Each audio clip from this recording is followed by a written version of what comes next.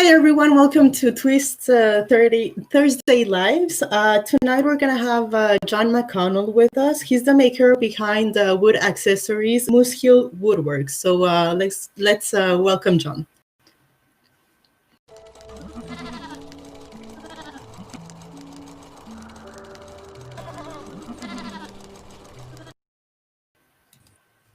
Hello, John.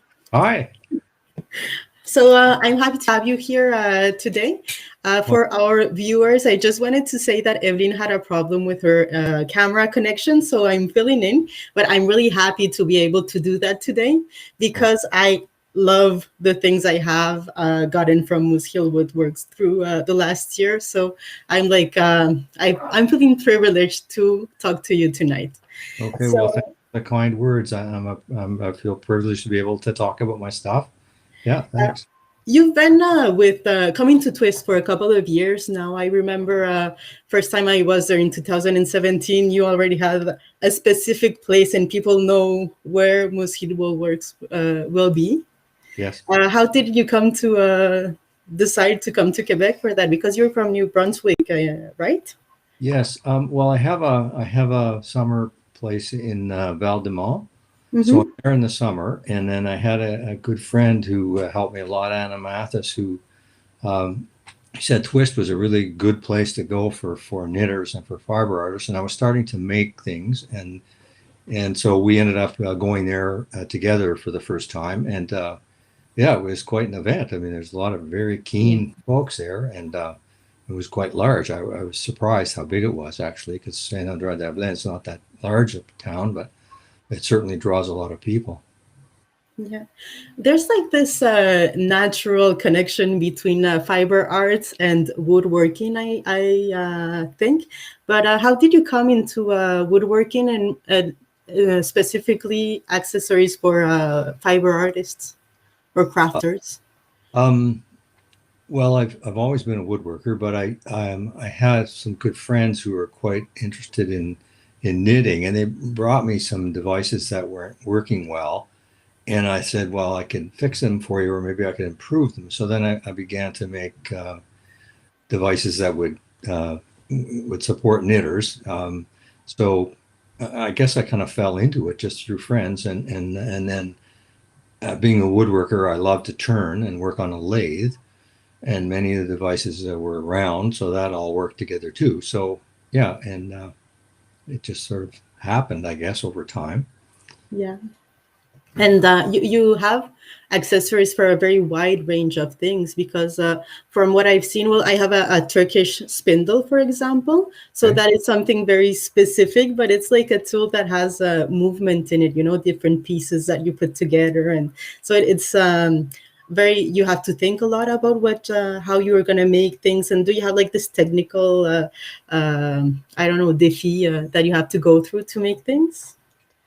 Again, I guess I would go back to the folks that I know and who've encouraged me in different areas. Like Anna Mathis, for example, was suggesting to me the Turkish spindle would be something that would be a very good item to have and to use, and gave me some ideas about how to do it and helped me test it out. And I also have a good friend, Sue Martin, who suggested some other devices to me. And then there are other knitters that I've met both at fiber festivals or here locally in New Brunswick, who have suggested things that I could do to improve the products that I'm making, or suggest other ideas. Have you thought about this? Have you thought about that?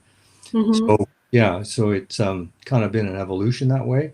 And when you go to a place or a festival like Twist, you meet a lot of people who are very keen.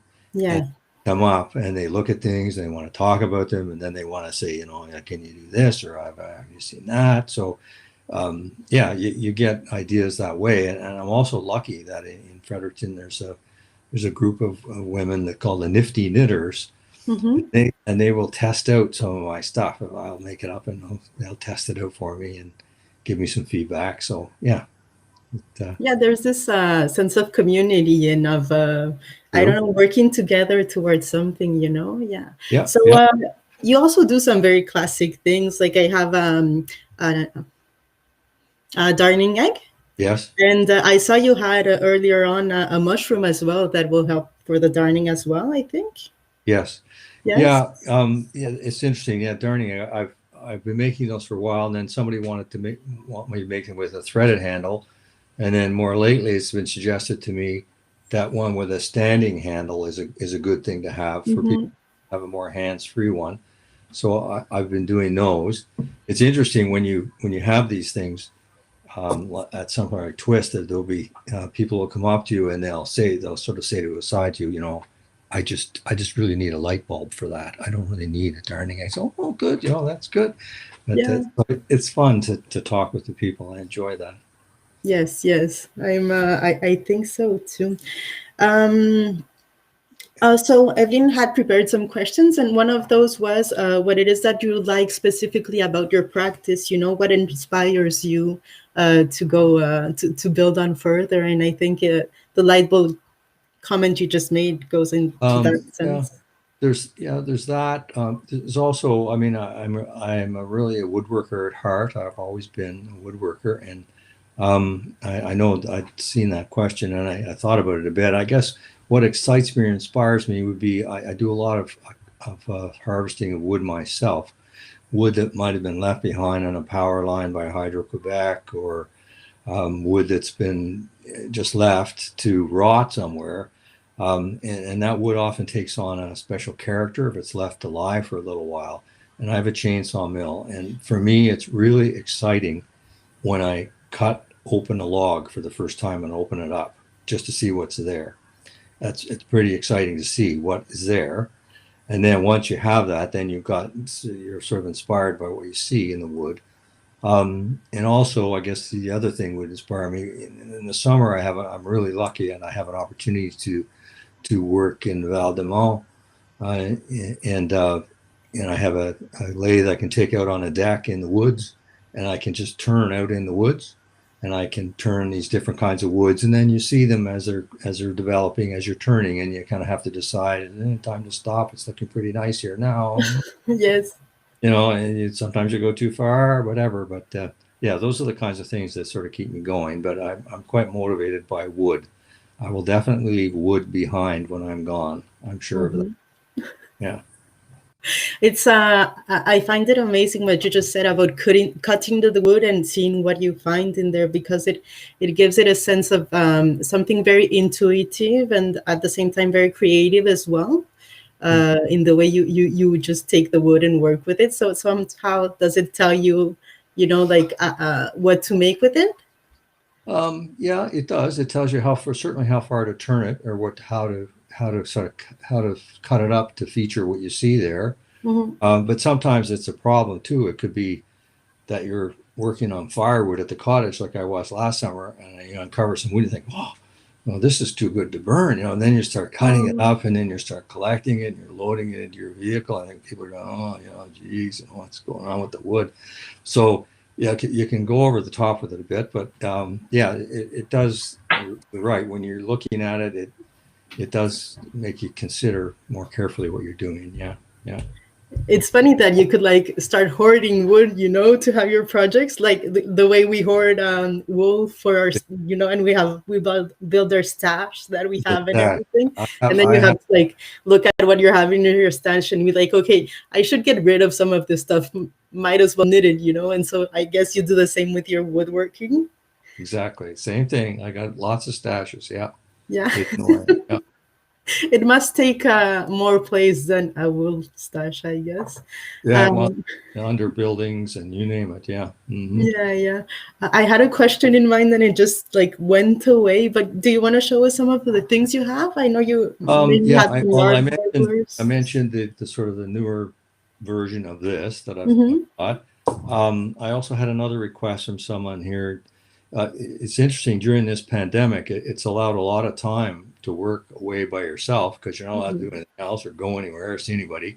So you have more time to consider things, and people are doing that. And I had a request. Someone said, I like your Nostipin, but I want something bigger because I've been, I wanted something bigger to wind my yarn on. I was using a tube from a Christmas wrapping, but can you make me a wooden one? So we went back and forth. So I had made up what I would consider kind of a jumbo Nostopin for winding your yarn. Okay. And then we talked about the design of it, and I said, well, I think I could change the design a little bit on the one I have to make it easier to unwind. And Yes. he agreed, yeah, that I'll do that too. So I'm doing that. As I say, I take different suggestions, often from spinners. They'll have different things, different projects they're working on, or things they've seen or wanted, and we'll collaborate. So usually, what I'll do is make some prototypes, send them off. We'll test them out, Mm-hmm. and that's an example. This is an example of that, and this is just an example of people giving feedback for different types of devices they'd like to have. That's all. Yeah. Yeah, yeah. You were talking about the pandemic, and I was wondering, I've seen a lot of people take up spinning since the pandemic started, and I Okay. personally did as well. One of the first Oh, things I did back in okay. April when I figured out we were going to be spending a lot of time inside was to just Yeah. get a Turkish spindle, Mm-hmm. and I remember just choosing it and getting some fiber, and it's been like a soothing activity to have. And Yes. did you feel that you were getting more uh, purchases for fiber products at that A time? little Or bit, yes, yes, I get somewhat. Although I would say shipping charges are a hurdle. Mhm.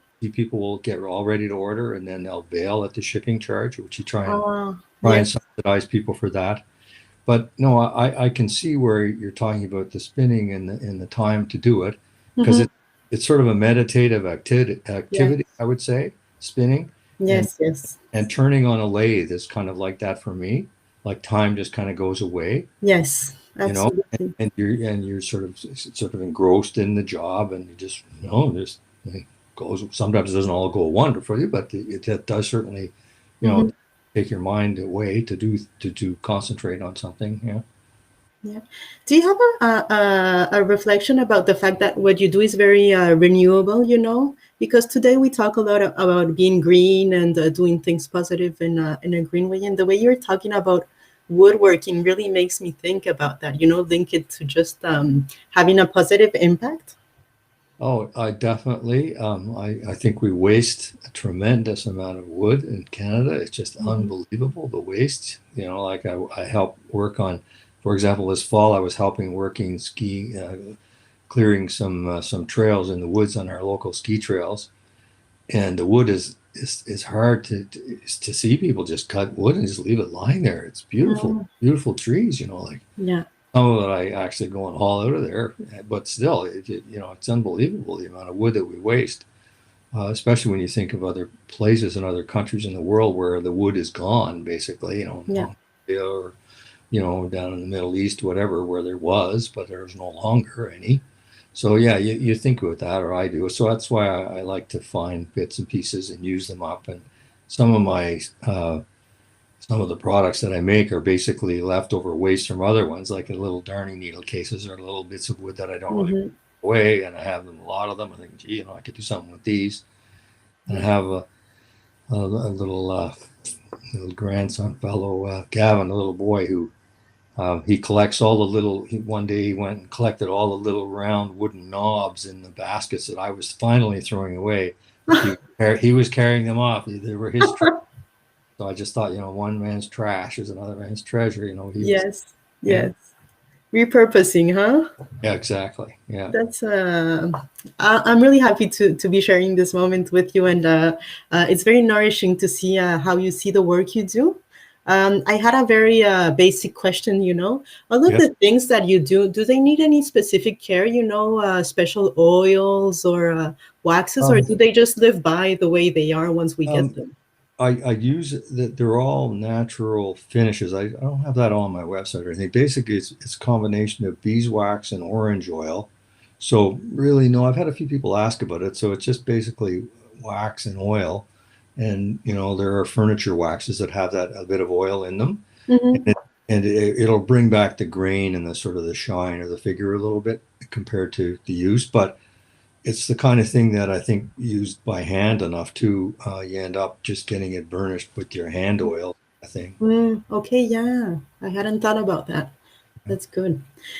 John, I really want to thank you for being here with us tonight. We're gonna be ending the interview, but we'll be putting your internet website, all of your information. I think the Instagram account as well with the video later on today. And I really wanted to thank you for being here with us today. Well, I really want to thank you for inviting me, and also for all the work that you do and your great big team that puts that big festival together. And I hope I get a chance to see you this August. We'll see. Nobody's predicting, but we'll see what happens. And yes, of course. August and another time. So thanks so much for having me. Thank you, John. Good night. Okay, good night now. Bye-bye. Bye-bye.